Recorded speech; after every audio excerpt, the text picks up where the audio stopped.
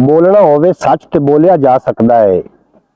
हक दे लफ्ज नूं हक ही लिखिया जा सकता है और मनिया वादा करना ओदी मजबूरी है, पर वादा सच्चा भी तो किया जा सकता है। अस्सलाम वालेकुम सज्जनों बेलियो मित्रों, की हाल चाल। मैं थोड़ा दोस्त मुहम्मद अली खिजर, तुसीं वेखदे पे अपना चैनल पंजाबी वसे एक नवा व्लॉग लैके थोड़ी खिदमत च हाज़िर हां जनाब। अलहमदुलिल्लाह जी छत गिरी है ना जनाब, साडी बारिशां दे नाल बैठक जी गिर गई है, अज वो मुकम्मल हो चुकी। तो अज असीं ओहदी छत बना रहे हैं और मोहम्मद खान पीछे लिमदा फिरदा है। एक थोड़े नाल जनाब गल शेयर करनी, तुसीं गल सुनोगे तो तुहानूं बहुत ज़्यादा लुत्फ आएगा।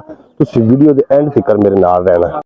है तसव्वुर अली ते मोहम्मद खान ते बिलाल अहमद और ये जनाब छत है, वेखो तुसीं छत वेखदे पे। अलहमदुलिल्लाह असी बड़ी जद्दोजहद तो बाद जनाब बैठक तैयार करने च असीं कामयाब हो ही गए हैं।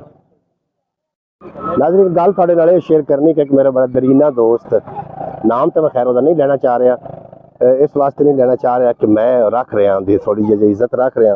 पिछली फेरी भी उन्होंने मैं मिट्टी की पारू बड़े फोन किए कि यार सानू मिट्टी सट के दे, और घंटे का उकारा करता रहा, घंटे बाद मिट्टी आ रही है, घंटे बाद मिट्टी आ रही है, लेकिन मिट्टी लैके साढ़े तक ना पहुँचा। और इस फेरी खुदा का करना फिर होया कि मैं तो मिट्टी तो पिछली फेरी किसी को सटवा ली, लेकिन इस फेरी भी असी उन्होंने फोन कर बैठे कि छत वास्ते चलो मिट्टी सट के दे, पिछली फेरी नहीं सट के दी है। हुण भी उन्हें इो गल की कि असी घंटे बाद बस में आया। तो जनाब घंटे घंटे का कारा करदा है, वेख लो जी सानू उन्हें शाम कर ली। एक मेरी गल याद आई जाती है कि एक बंदे की शादी हो गई और पहली रात ही उन्हें अलमारी पकड़ के खड़ा हो गया। तो नवी नवेली दुल्हन आई तो उन्होंने आखदा है कि जे तू आखे तो मैं आवां, जे तू आख नहीं तो मैं आ जाना। वो नवी नवेली दुल्हन आई, शर्म की वजह तू चुप। सुबह दिन हो गया, वो दुल्हन ने अपनी सस को आख्या कि तेरे पुत्र ने मेरे नाल ए काम किया ही, मैनू बस ही पुछदा रहा बारी पकड़ के तू आखे तो मैं आवां, जे तू आखे तो मैं आवां। तो सस आखे तेरा खामेद आ, तू बेटा आख छड्या कि तू आ जा। दूसरी रात हुई, वो बंदा फिर उमें हसबे आदत जनाब उमें बारी पकड़ के खड़ा हो गया और फिर आखन लग पिया भी तू आख नहीं है तो मैं आ जाना, ये आख नहीं है तो मैं आ जाना। वो बोल पी उस सरताज तुसी आ जाओ, अगू पे आके आना होंदा तो कल ना आ जावा जनाब। उस गल तरह उस मिट्टी वाले आना होंदा तो अगली फेरी ना आ जावे। बारे लग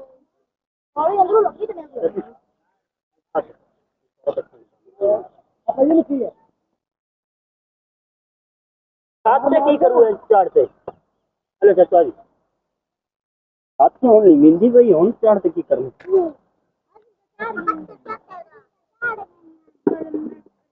जनाब मोहतरम सच बोल के रिश्ता तोड़ लेना चाहिए, लेकिन झूठ बोल के किसी का इतबार नहीं तोड़ना चाहिए।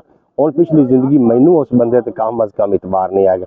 मोहम्मद अली वेखिया ट्राली आया दी कारकर्दगी है, वो ये भी तो आख सकता कि मेरे को टाइम नहीं है भाई, तुसी आदा को बंदोबस्त कर लो।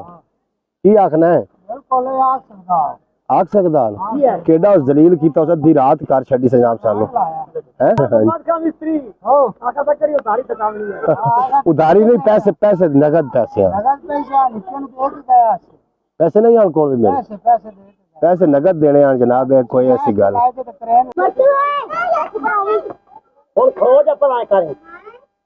मार